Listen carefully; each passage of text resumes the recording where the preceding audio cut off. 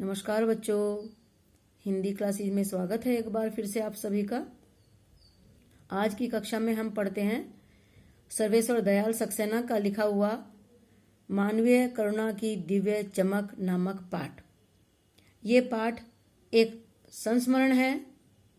संस्मरण यानी कि यादों से लिखा हुआ पाठ। ये पाठ कक्षा 10 के टर्म 2 में आ रहा है। तो इस पाठ में लेखक कहना चाहते हैं और ईश्वर से शिकायत भी करते हैं कि जिस फादर की रगों में सभी व्यक्तियों के लिए मिठास भरे अमृत के अतिरिक्त और कुछ भी नहीं था, उसके लिए इस जहरबाद अथवा गैंग्रीन का विधान क्यों? उनकी मृत्यु इतनी कष्टदायक क्यों?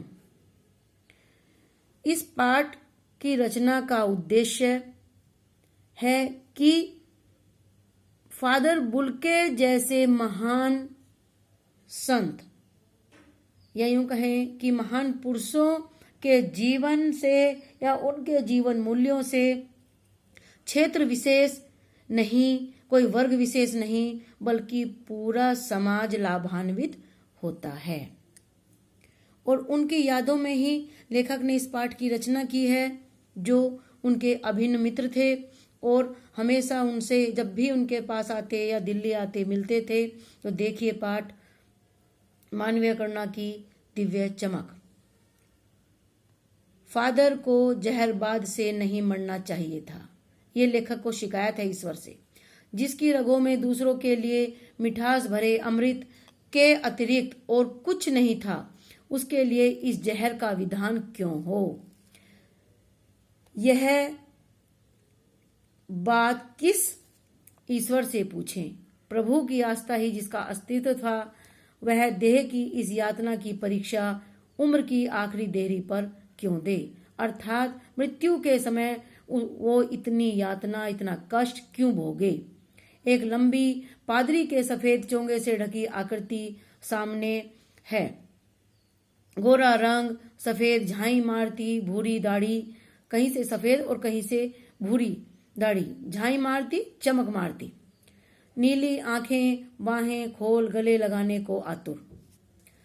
इतनी ममता, इतना अपनत्व इस साधु में अपने हर एक प्रियजन के लिए उमड़ता रहता था।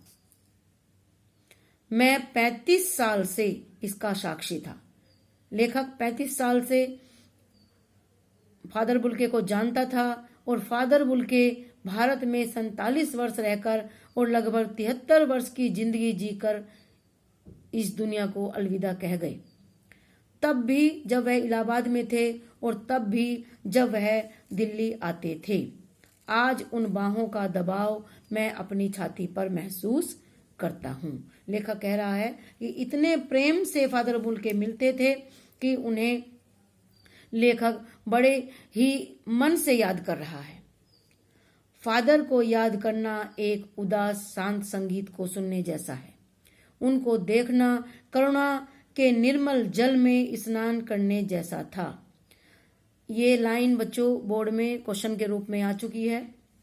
इसका तात्पर्य है कि जिस प्रकार दया लोगों पर बरसती है, उसी प्रकार दया रूपी पवित्र जल में स्नान करना, क्योंकि फादर का प्रेम और दया लोगों पर ऐसे ही बरसती रहती थी। और उनसे बात करना कर्म के संकल्प से भरना था। मुझे परिमल के भी दिन याद आते हैं। परिमल का मतलब होता है बच्चों साहित्यिक गोष्ठी, साहित्य से संबंधित की जाने वाली चर्चा परिचर्चा। जब हम सब एक पारिवारिक रिश्ते में बंधे जैसे थे, परिवार के समान गोष्ठियां हुआ करती थी, जिसके बड़े फादर बुल्के थे। फादर उसमें सबसे बड़े थे। हमारे हंसी मजाक में वह निर्लिप्त शामिल रहते। हमारी गोष्ठियों में वह गंभीर बहस करते, हमारी रचनाओं पर बेबाक राय देते और सुझाव देते। हमारे घरों में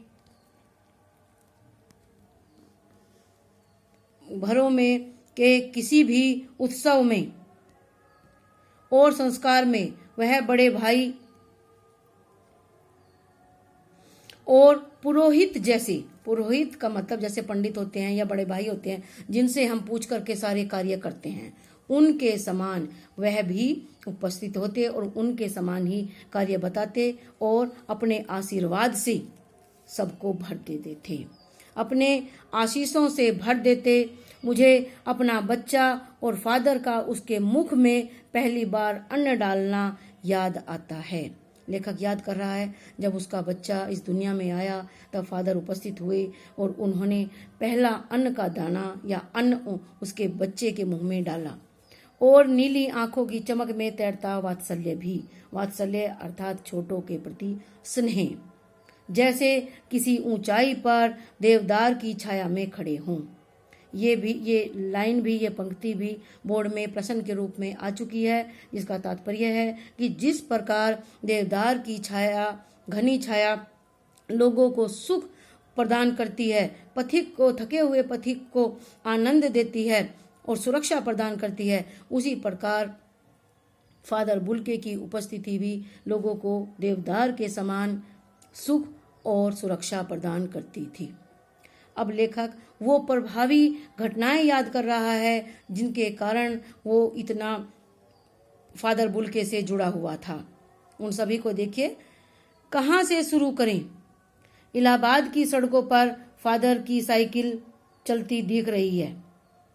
वह हमारे पास आकर रुकती है, मुस्कुराते हुए उतरते हैं। देखिए देखिए, मैंने उसे पढ़ लिया। अर्थात फादर बुल्के के चेहरे के भाव को लेखक पढ़ लेता है और कहना चाहता हूँ, उनको क्रोध में कभी नहीं देखा। फादर बुल्के को क्रोध नहीं आता था, आवेश में देखा है और ममता तथा प्यार में लबालब छलकता महसूस किया है, क्योंकि उनके हृदय में दूसरों के लिए ममता और प्रेम हमेशा भरा रहता था। अक्सर उन्हें देखकर लगता कि बेल्जियम में इंजीनियरिंग के अंतिम वर्ष में पहुंचकर उसके मन में सन्यासी बनने की इच्छा कैसे जाग गई, जबकि घर भरा पूरा था। 2 भाई, 1 बहन, माँ, पिता सभी थे। कुल मिलाकर 6 सदस्य थे। तो बच्चों, इस वीडियो में इतना ही, शेष अगली वीडियो में। धन्यवाद।